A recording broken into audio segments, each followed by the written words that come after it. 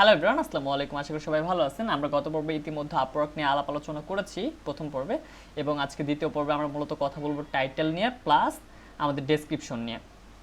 So আমরা মূল পর্বে ফেরার আগে কেউ যদি এখনও স্টিল আমাদের চ্যানেল সাবস্ক্রাইব না করে থাকেন, ডেফিনেটলি আপনি সাবস্ক্রাইব করবেন। সো আপনার ফিউচার যে ভিডিওর আপডেটগুলো আছে সেই আপডেটগুলো পাবেন, এবং আমি চেষ্টা করবো রেগুলার ভিডিও দেওয়ার জন্য। তো আমরা মেইন পর্বে ফিরে আসি। একটা জিনিস যেটা আমি সবসময় প্রায় বলে থাকি সেটা হচ্ছে টাইটেলটা হচ্ছে আপনার নাম। এই নামের মাধ্যমে আপনাকে সবাই চেনে। সুতরাং আপনি যখন যখন কোনো ক্লায়েন্ট আপওয়ার্কে সার্চ করবে, সেটা কিন্তু মূলত সর্বপ্রথম যে জিনিসটা আপওয়ার্ক অ্যালগোরিদম খুঁজে সেটা হচ্ছে টাইটেল। সো এই টাইটেলের মাধ্যমে আপনি সার্চ রেজাল্টে একটা ভালো জায়গা দখল করে নিতে পারবেন। অর্থাৎ আমাদের টাইটেল হওয়া উচিত খুবই গুরুত্বপূর্ণ। আর দ্বিতীয়ত, আমাদের টাইটেল দিয়ে ক্লায়েন্টের ফার্স্ট ইমপ্রেশন যেটা, সেটা হচ্ছে আমাদের একটা সুন্দর টাইটেলের মাধ্যমে ক্লায়েন্টের ফার্স্ট ইমপ্রেশনটা ক্যাপচার করতে হবে।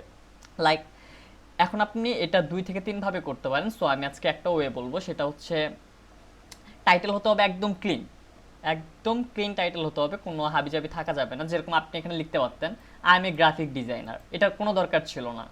টাইটেল যতটা শর্টলি করা যায়, যতটা সুন্দরভাবে স্মুথভাবে করা যায়, যেন টাইটেল পরে আপনাকে প্রফেশনাল মনে হয়। দ্বিতীয়ত, আপনি একটা পুরো নিচ ধরে ফেলতে পারেন, নিচ না ঠিক সেক্টর বলা চলে, পুরো একটা সেক্টর ধরতে পারেন। আরেকটা কাজ করতে পারেন, তা হচ্ছে আপনি শর্ট যে পার্টগুলো আছে সেগুলোকে ধরতে পারেন।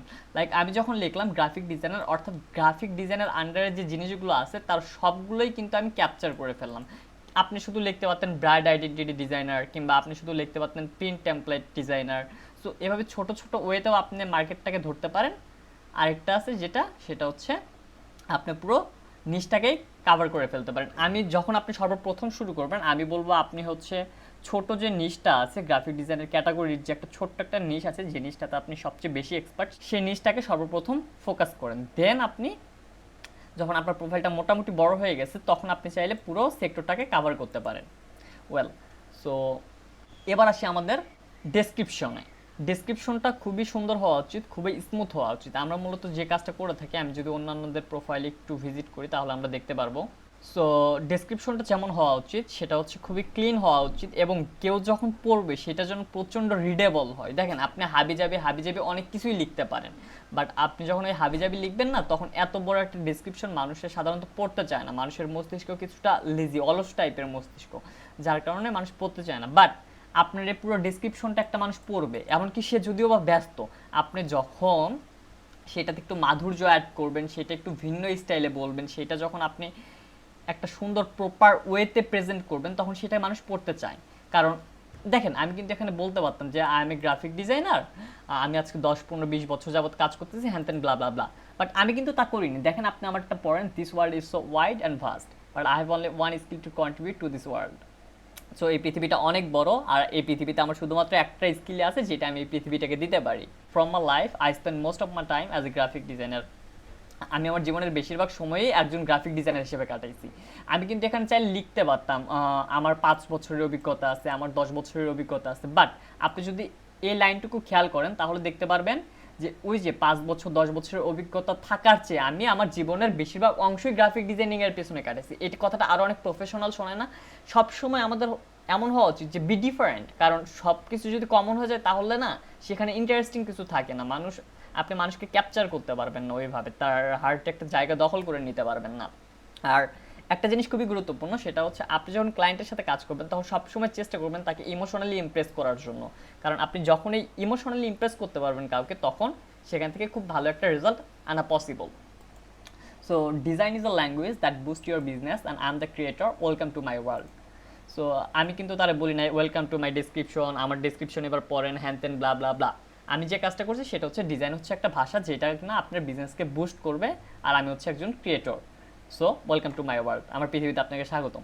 দেখেন, এই কতগুলো লাইন আমি চেষ্টা করছি যখন লেখার জন্য খুবই ইউনিক ওয়েতে, খুবই সৌন্দর্য মাধুর্যতা মেখে লেখার চেষ্টা করছি। আর কেউ যখন পড়বে এই লাইনগুলো, তখন কি মনে হয় না আপনি যদি এই জায়গায় লিখতেন যে আমি graphic designer with 10 years of experience, হ্যান তেন ব্লা ব্লা, এর চেয়ে কি আপনার মনে হচ্ছে না যে এই ওয়ার্ডগুলো, এই শব্দগুলো তার চেয়ে অনেক বেশি সুন্দর, অনেক বেশি মাধুর্য আছে, কেউ পড়ে সেটা কমফোর্ট ফিল করবে, right?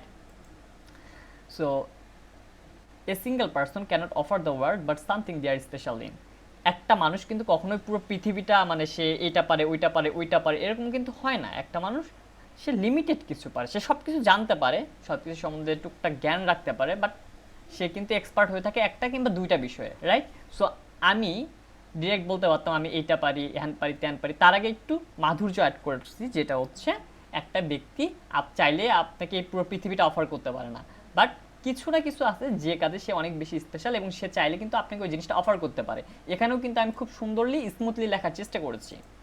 As well I am the same, আমিও same, but in my own way, আমি আমার মতো করে same. So let's see what I can do best.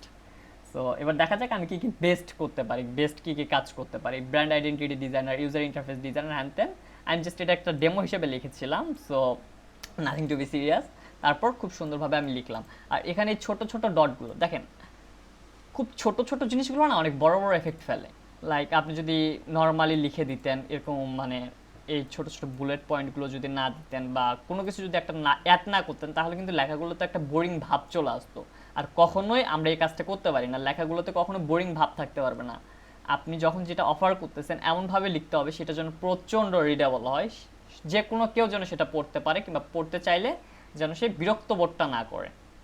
So এবার আমি এখানে কিছু টুলসের কথা বলছি, বাট টুলসের কথা বলার আগে সাধারণত এই 5টা টুলসের বাইরে যদি ক্লায়েন্ট কোনো কিছু চেয়ে থাকে দেন কী হবে, এই কারণে আমি যে কাজটা করছি সেটা হচ্ছে all tools work in a similar way. সবগুলো টুলসই প্রায় দেখতে একই রকম, but I am very familiar with this tool to make my design stand out.